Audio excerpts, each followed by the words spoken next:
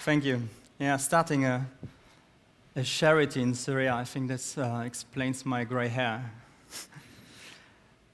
So I'm driving to the refugee camp. It's a 4 or 5 hours drive from Damascus. A long, empty road into nowhere. Suddenly on the right side, a lot of tents and a lot of desert. As we arrive, the kids, they spot us, and they're screaming and running towards us. Bitna capoeira, which means in Arabic, we want capoeira. They're helping us to unload the instruments because plenty of babies and having tea with the mummies and the puppies. The refugee camp was between the Syrian and Iraqi borders in the no man's land. I'm a sport teacher running capoeira classes. Capoeira is live music, it's sport, it's play. It was born out of slavery. There are no winners and there are no losers. And the kids, they love it. And they came. On this day, there was a girl, Salma was her name. She was around 8 years old. And her mom had told me that she hasn't said a word for over a year. She used to sit silently on the edge of the group, watching. But slowly she came closer to sit with the other kids, and today was the day she started singing. Music, play are so powerful. They're helping us to release our anger and frustration in a healthy way. If you give those kids an instrument, next week they play better than you. And UNICEF saw that. They and plenty of other organizations saw the hope our projects brought to these kids. And they wanted to work with us. I thought it was such a big deal, all those organizations. We did so many things in so many countries. But this is not the story I'm going to tell you today.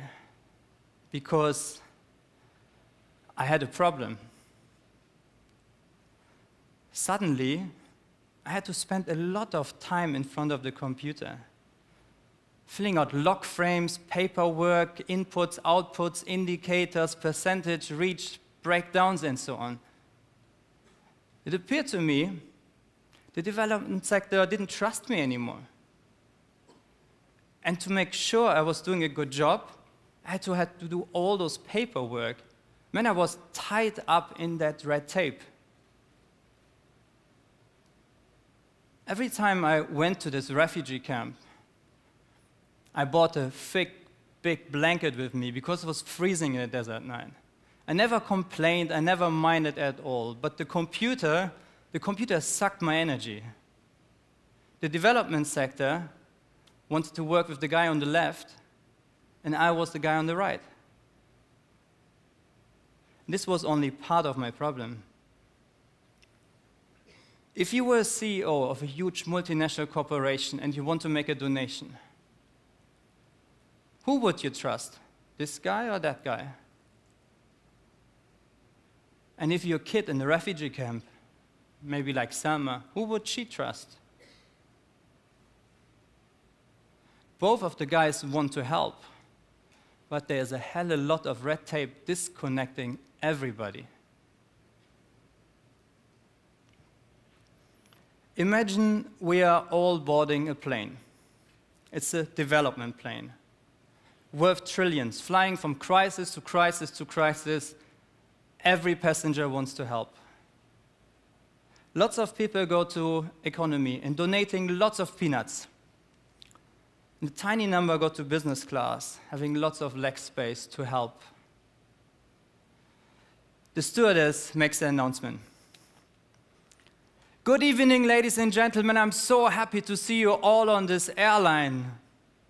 But to be honest, it's pouring down here. The plane is very slow and bulky, and I haven't been paid for ages, and the toilet is full.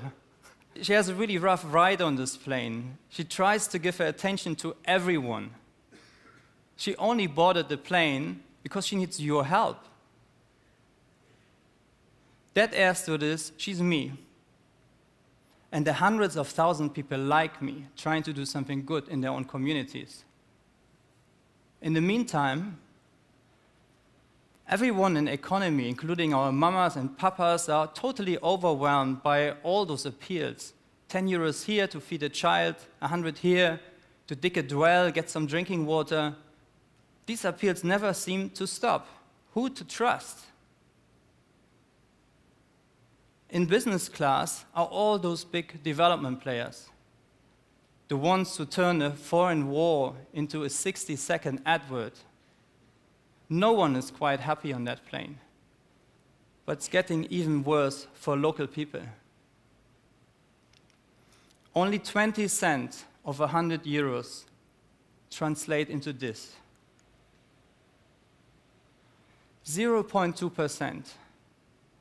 This is of how humanitarian aid towards NGO makes it, the small dot, to local NGOs on the ground, the ones who stay after the plane is off towards the next crisis.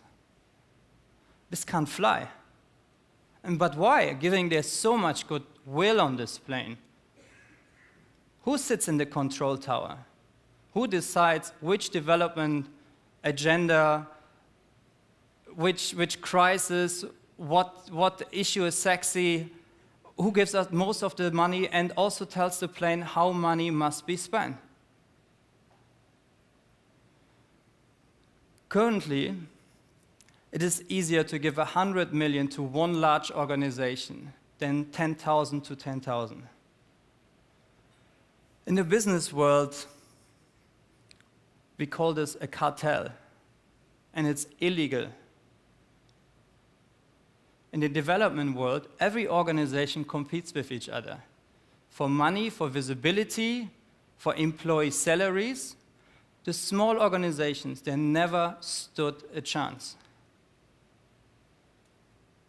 The ones who are benefiting are the middlemen, the bureaucrats, and more red tape.